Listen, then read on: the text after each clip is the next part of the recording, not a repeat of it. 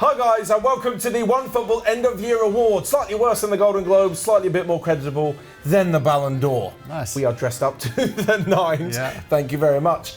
This video, as with many of our videos over the Christmas holiday, is in partnership with our friends at Spitch. It is the football fantasy manager game, but we'll talk about that a little bit later on in the show. Yep. As we will jump straight into the awards. You look very dapper, I must Thank you say. very much. I just don't know what to do with my hands, but we'll see how we go as we go through the show, shall we? Well, the first award goes to the Player of the Year. Yeah. I get a feeling I know who you're going to pick on this one. I mean, there's probably only one for me, and unfortunately it's the guy who probably goes home at the end of this year without a major award, and that is Robert Lewandowski for the second time, missing out on the biggest personal award he can possibly get for his career. It's just such a shame. He scored so many goals. Yeah, it's Again. Ridiculous. Yeah, and goes home empty-handed. He's my Player of the Year too. Yeah. We're going to have to agree on this one. I know you're probably going to get some angry Messi fans. Messi had his Ballon d'Or. He's had his time. Let us give Lewandowski this. Agreed. Do you think he's going to win it at any point next year? Oh, I have a sinking feeling that his chance is also He's passed. gone. Yeah, no. I would love for them. And what's to stop them from just going back retrospectively and saying, listen, 2020, there was enough football played. There were enough goals scored, that's for sure. Why don't we just give this to you, Robert? Yeah, they could do. That one because there was none given. Yeah, exactly. Yeah. Well, he would have won. Yeah, for sure. He would have won, for sure. So why not just give it to him? What's stopping him? Yeah, because he's not going to win it next year. Well, we're doing it, Robert. Yeah. We're giving you the award. It's basically just as good. It's exactly the same thing. I told you at the top of the show. Right, next up is Manager of the Year. I'm going to go first on this one. Okay. Thomas Tuchel. Jeez, are we going to do this all night? Is this your one again? I think this one. Again. In fact, you guys let us know in the comments section who are you going for instead of Tuchel. I'd be interested to see what you could say or what you could rival with taking over a club mid-season, a club the size of Chelsea, who weren't in the best position at the time. Absolutely not. Top 4 in the Premier League, a competitive league. Champions League winners, completely redefining the way that Chelsea were playing in a change of system. Should have won another cup as well against Leicester. Should have won another cup against Leicester. Did win, in fact, the UEFA Super Cup as well. Yep. And all the accolades, especially defensively, looking at Edouard Mendy's clean sheets, how good they were in defence. And just really the whole way that Chelsea have turned themselves into many people's favourites for the Premier League this season. Yep. That's hard to outdo. Did I miss anything from your angle? I think he did have the longest streak as a Chelsea manager in terms of winning, but I agree. I mean, I looked around too. I really wanted to, because I anticipated that you were going to say the same thing as well. I looked at Mancini, obviously. Name in there. Look at what Flick did with Bayern. There were definitely other managers who had good seasons, good years. But I don't think any of them held a candle to Tuchel, and I think that's 100% my choice for the year. The problem is as well, there's not really much you can say for a manager from summer onwards because you can't win anything up until Christmas. Yeah. So we're kind of just looking at the back end of last season, and that's all. But also look at where they are. They're still, they're still in the race as well, in all our major competitions. Because otherwise, if we were adding in, they haven't won anything yet. I think Nagelsmann started very well at Bayern. Well, I wouldn't really. They're points clear. Yeah, they are points 6 clear. out of 6 in the Champions League. Yeah, Champions League 100%. Yeah. I think they've had a few little hiccups, but it's been a tough season.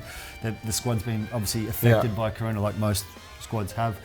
I think the jury's it's not out on Nagelsmann. He's a great coach, but I wouldn't say he's a clear favourite for me just yet. Maybe we'll check at the end of the season. We'll check at the end of when the he's season. got a few trophies under his belt. Sounds good. Next up, signing of the year. So this is the year of 2021. So obviously, we better not have the same one. But January. I have a feeling that we have the same one again. I don't know. Oh, you go first. Haller. Maybe. What? Sebastian Haller. Yes. Oh no. I mean, you also can't. You can't disagree. I'll ask the same thing that you asked me before. Yeah. Who else could you choose, though? Who else could we choose apart from Sebastian Haller? Ooh, that's a very, very good question. My initial thought, and quite a few of you may have seen this in one of my other videos where I talk about some of the best signings of the season, of the year. Certainly from the summer, I think Conor Gallagher has been brilliant. Yeah. Not the biggest name by any means. No. On loan. I think Steven Berghuis at Ajax, who signed him from Feyenoord for 5 million, is insane. Yes. And considering Ajax went 6 for 6 in the Champions League, and he's a big part of that. Yep. I think Ronaldo saved Manchester United a lot of times. I even think a shout out for David Alaba at Real Madrid. Yeah, absolutely. Considering he was on a free as well. Absolutely, yeah. I think that's pretty good. Alaba's somehow managed to patch a defence together, despite the fact they lost two of the best and long-standing defenders we've ever seen in Europe, in Ramos and Varane, in the same summer. Yep. To just patch together this partnership with Militao, with Carvajal, with Mendy on the left side is pretty remarkable. Yep. But we're here to talk about the best signing, other guy, Sebastian Haller. And it is Sebastian. It's ridiculous. Yeah. Not only his start to the Champions League, just what he's done for Ajax. I think he's got another, and no disrespect for Ajax here, but I think he's got another big league on his CV still to come. I think it was very hard from him at West Ham. It's very hard, I think, to be the type of striker that David Moyes loves to have. Yeah. He's a very modern striker. He's very fluid. Antonio has obviously done fantastic stuff under Moyes because he's really the perfect all-action player for him. True. Haller is not that person. I don't know where it is yet. I guess there's already rumours about coming back to the Bundesliga. There's going to be other interest from other clubs. I see there's still one big league stop for him, at least on his career, and I'd be very interested to see how he goes there because he certainly scored goals everywhere apart from when he was at West Ham. Yeah, apart from the Premier League. That's a shame because a lot of Premier League fans are often quite fickle. Yeah, and he play badly in the Premier League and you're rubbish. Didn't have much time there. Wrong club, wrong setup for him personally. Sometimes it just doesn't work out. Right, on to the next one. We have the biggest surprise of the year. Okay, all right. Let's hope we don't agree. Agreed. Yeah. The biggest surprise is us agreeing on the first three. That's true. I feel like they were no-brainers. Let's mix it up a little bit. But biggest surprise is Messi leaving. It is not mine. That is not your surprise. It's a really good one, though. Yeah. I didn't think it would happen. Yeah, fair enough. It was Barcelona forever. Like him in that Barca shirt. Even now the PSG shirt looks weird. Yeah, agreed. Just to think about it, and it was kind of like, there's rumours about him leaving, not really going to happen, and then bam, suddenly drop the bombshell, like, by the way, we can't afford you in this wage structure. Yeah. And he's like, okay, well, I seem to remember that being a Friday, and the Monday, he'd pretty much signed on the dotted line for PSG. Exactly. It was over that weekend. Done so quickly. Yeah. That, It was kind of like, well, there's my only option. I get a load of money. I still challenge for the Champions League, and I've got my best friend Neymar there. So that was kind of it. Yeah. It was a shocking, 72 hours or so. Very abrupt end to a very long. Yeah, that's abrupt. That was it. Yeah. What's yours? Well, it's not that. It's actually Ralf Rangnick ending up at Man United. Listen, to be clear, Rangnick had been linked with a couple of English clubs before. I think even maybe Chelsea before Tuchel arrived there. He's also had links with clubs in Italy. AC Milan. Exactly, Milan, exactly. And so, this is a guy who football circles know. Yeah. At the same time, I think United, in the way that they've approached a lot of the football and decisions they've had in the last couple of years, haven't always got it right, to put it kindly. Yeah. And so the fact that they actually went for a bona fide football choice here was a surprise for me. Yeah. I would have been surprised if the Glazers had known who Ralf Rangnick was. Yeah, you could be right with that one, actually. Yeah. And I think the fact that they actually made the decision to bring him in showed that they maybe did their due diligence in this stage. That they were sick of saying, well, listen, we've gone from this guy to this guy and this big name to this big name and this big name. We need to find someone who's actually going to stabilise us with a succession plan in case he does move into that backroom role or that consultancy role with another guy in charge. It does make sense. And I think the fact that you couple that with the fact that, to be honest, a lot of United fans didn't know either. There was definitely a surprise element to this. And I think it's a good move. Time will tell. So what you're saying is you're surprised that Man United made a good decision for once? Not at all. But I would say I did not see it coming. Yeah, okay, that's true. I think that really just came from nowhere. I would have expected, like most Premier League clubs and most big clubs, they just go for the next biggest name in line. And in this case, it was a little different. They didn't. Yeah, I agree with that. I'll have to join you on that one. Right, next up, we've got them here in front of us. Social media posts of the year. Yes. What's yours? So I'm going to take it all the way down to where I'm from, which is in Australia, of course. There's a club there called Melbourne City, part of the City Group as well. Didn't they win? They did last season. Last season, exactly. Yeah. So there's, I think, a really good bunch of young players there who actually, like to look after themselves, like we all do, or at least for this video. Like we tried to do in this video. Exactly. And there's one particular player, Stefan Kolakovski, who tried to maybe be a little too adventurous within that space, even within that space of looking after themselves. And I think when he returned back to his locker, and we're going to show the post here, he saw that his quite extravagant outfit was dealt with in a fairly old school way, I would say. The old school is the term. It's the classic prank. So I really enjoyed that. This was from the account of his teammate Nathaniel Atkinson. Really nice work here. Good to see some of that old school, what would you say, changing room antics. It's still there. It's still there. This is like, with like a university and you stick your mates like furniture to the ceiling. Exactly. It's that kind of vibe. That sort of stuff, exactly. Wrapping everything in foil. Yeah, I enjoyed that, yeah. Are all Australians this funny? Absolutely. I have to question this. I mean, you're here for the outtakes. I'm far funnier. True. That's true. We'll roll them outtakes. Right, my social media post of the year. I feel like it was a good one, and it was Christian Eriksen posting on Instagram this summer after all the events on the field with Denmark. Something that could have been absolutely horrifying. That was the selfie with the thumbs up. The selfie in hospital, thumbs up. I would say feeling better, not recovered, just by any stretch. Feeling better after, suffering cardiac arrest on the pitch. And I think it was something that, like you were saying off camera, you'll always remember where you were.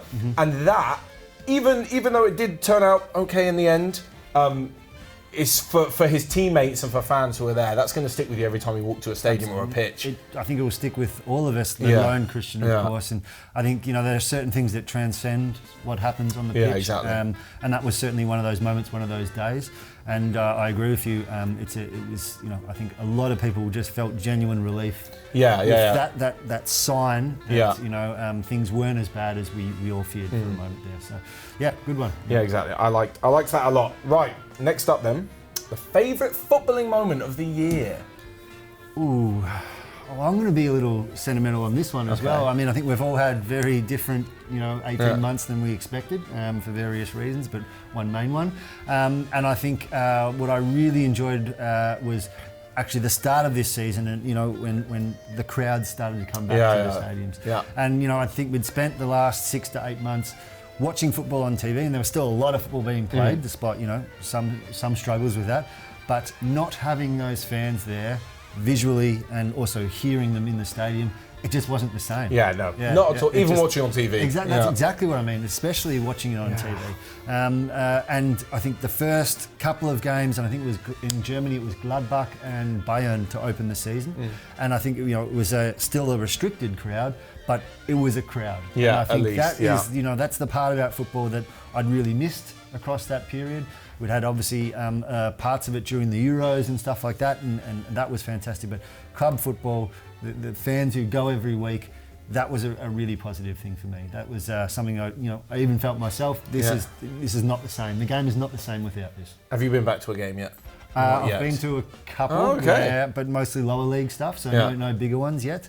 And looking forward to getting stuck in there. Honestly, I am very much looking forward to getting back to a football match. My favourite moment of the year, I'm going to get absolutely hammered for this in the comment section, was the Euros. Okay. Yeah. Yes, England lost. All of it? Yeah. All of it. In general, I know England lost on penalties. You don't need to remind me. But it's also a 6-week moment. Yeah. It was just that 6-week moment of just international football. It was some brilliant football, some crazy goals. There were loads of fans there. It was just, I feel like, especially from an England fan's point of view, I had every possible moment of watching football with my friends and enjoying that England were quite good and enjoying the football right up to the final kick of the tournament, like from the first kick to the last. And we were obviously in Munich as well. The OneFootball team's having fun there as well, creating lots of cool content. And I just think I sound like a kid being like, summer was so much fun.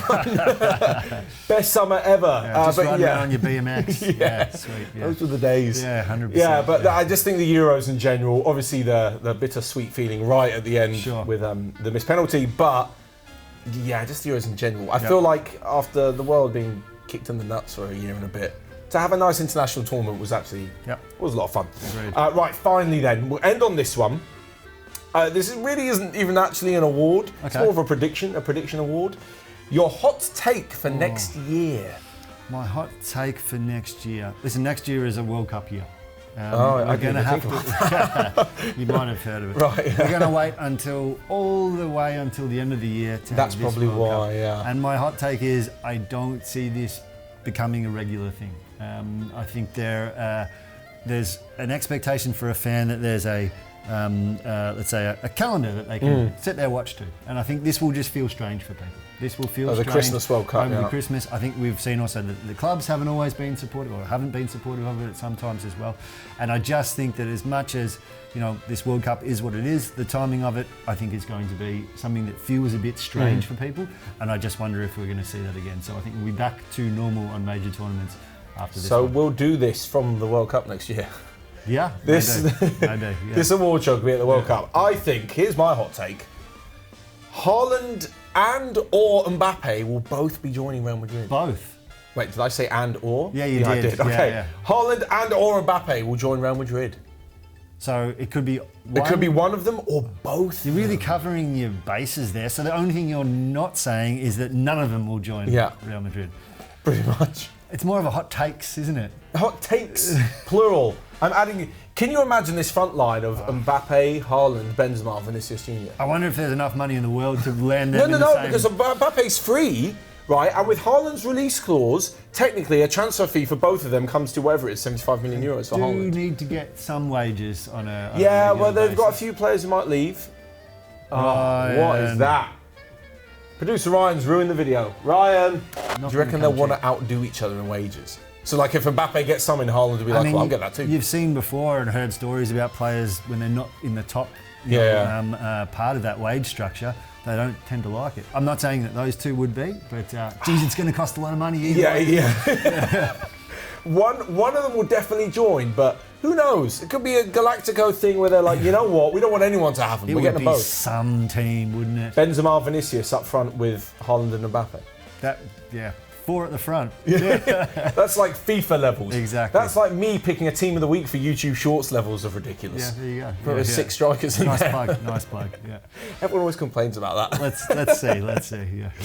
So that's the end of our awards. But like we mentioned before, we were partnershiped with Spitch, the fantasy football manager app, where you can build a new team, collect points, and battle it out against other users every single week for your chance to win a share of up to £70,000. Yeah, and for those in the UK and Ireland, you can actually play the Bundesliga, you can play the Premier League, the Champions League and the Europa League. Yeah. I've actually had a play, it's good fun. You can build a team every week. So I've always been very bad at these manager games where you have to build a team at the start of the season and maintain it. I leave it. Yeah. I just leave it for the season. After 5 weeks, I forget, and then you're out anyway. The great thing actually about Spitch is that I really enjoy it is that you can just build a new team basically every match day.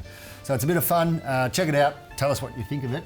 But a lot of fun. And for those in the UK and Ireland, you can definitely win a bit of money. That's for sure. So check it out. We'll leave that link actually in the description below. Perfect. But yeah, from us, thanks so much for watching the awards. Until next time, until next year at the World Cup. We'll see you later.